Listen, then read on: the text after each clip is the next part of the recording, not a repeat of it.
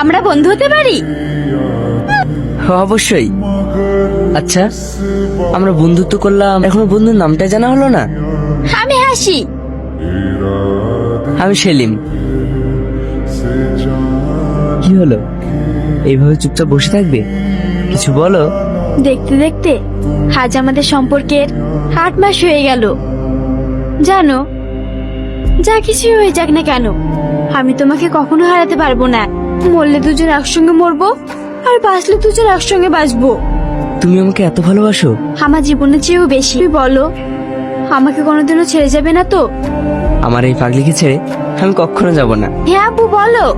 মা, একটু তাড়াতাড়ি বাড়ি আয় তো। ঠিক আছে। আব্বু ফোন করেছিল, আমাকে বাড়ি যেতে হবে। চলো। হ্যাঁ চলো। আয় মা, এদিকে আয়। ভাই, আজকে তাহলে আমরা উঠি। চল বাবা।